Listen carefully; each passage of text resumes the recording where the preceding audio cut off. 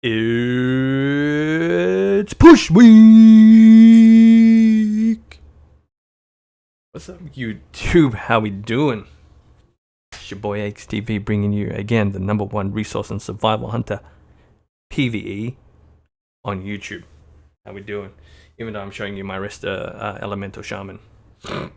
Whoops. But I'm sorry I'm late. I was at the gym and I realized I'm supposed to record, but I was at the gym and I'm like, fuck. I need to do the video of week 9. And like I mentioned, it's push week. It's insane push week. So, quick video. I'm going to get this out very quickly so you guys can understand how this plays out. I should actually switch over to my hunter and show you the talents that we're going to probably be running. Let's talk about the affixes. But you know how we do. Thank you all the supporters. So many people new in my Discord link down below. Come join, come say hi, ask any questions. Hopefully I can answer you or any other survival hunters in there. All your support. 840 now subscribers on YouTube. We're closing in on that 1k. I think we're going to do a giveaway at 1k, boys and girls. 1k video, 1k subscribers giveaway.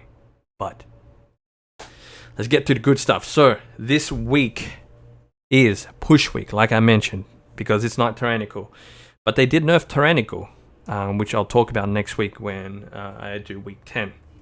So fortified. Fortified is the non-boss enemies have 20% more health and do 30% more damage.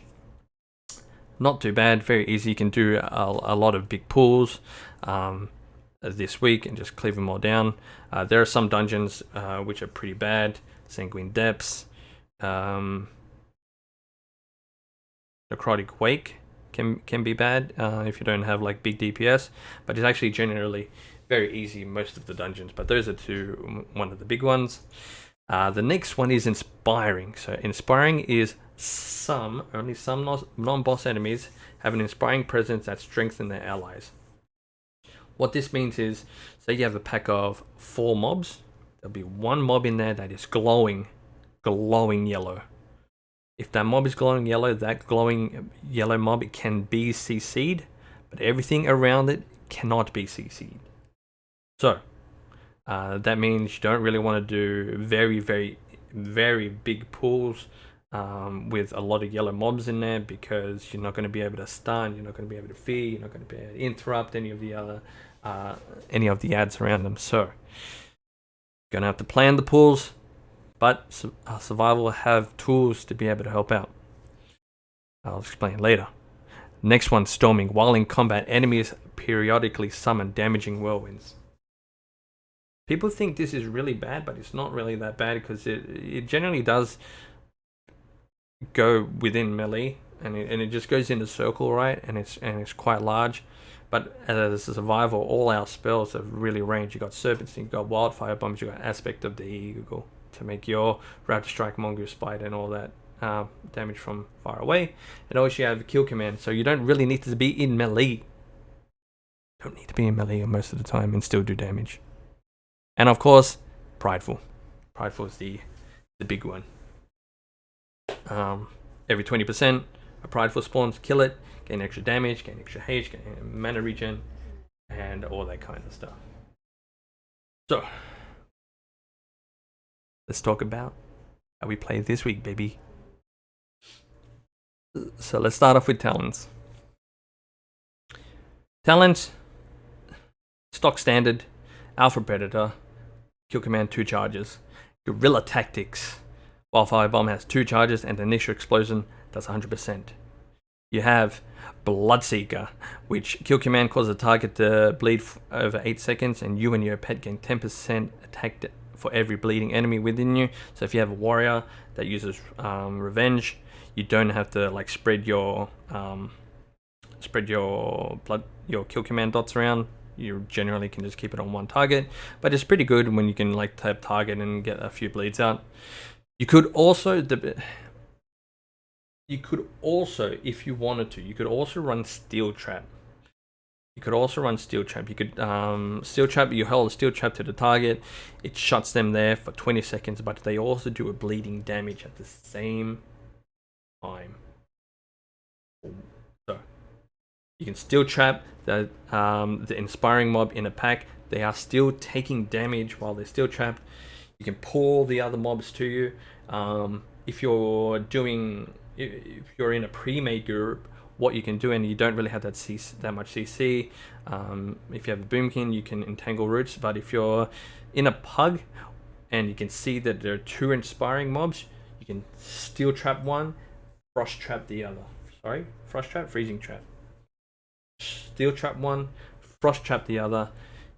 Put them in where they are. Let the other ads come in, destroy them, CC them, and then pull all the inspiring mobs afterwards. So you could potentially play steel trap if you wanted to, but generally you don't have to if everybody else does what they need to do. Polymorph and all that. The next one depends on how you feel you want to play. You can either run post haste just for if you get stuck in like Plaguefall roots, or you get stuck in Sanguine Depths as well. You can disengage out of any of the roots or slows and things, and pretty much you run fast as well. But generally, what you want to always do is in Binding Shot. If you don't have like a Frost Mage or anything like that, or a Boomkin Druid that can like mass entangle or anything, generally you want to run Binding Shot, and just help the tank kite around. And also you could probably, like if the tank pulls a lot, you could probably Binding Shot the inspiring mob by itself, but it can happen. So you can Binding Shot in the pack. None of them will get CC'd when they come to the tank except for their inspiring mob. So you can Binding Shot a group, let the inspiring mob get rooted, and then Frost Trap on top of it. So you got a couple of different plays. So it's either up to you. You can run post haste or you can run Binding Shot. But as a survivor, you always probably really want to run Binding Shot to help your tank. Generic Tip of the Spear Kill Command increases your next Raptor Strike by 25%, taking up to 3 times. You can also run Mongoose Bite, depends on how you want to play Mythic Plus these days. Generally, Tip of the Spear and Mongoose Bite aren't too far behind your playstyle. Again, if you want to know how Mongoose Bite works, I'll drop the new video of the single target opener, multi-target opener, Mongoose Bite window, bomb, and all that jazz. Link it down below instead. And the last one, of course, is your Wildfire Infusion. Your Wildfire Bomb changes to 3 bombs. Shrapnel Bomb, your blue bomb. Shrapnel pierces the target, causing your Raptor Strike or your Carve to put a stacking bleed, stacking up to 3 times. Your Pheromone Bomb pretty much gives your kill command 100% uptime. A reset. So you always can keep weaving and weaving.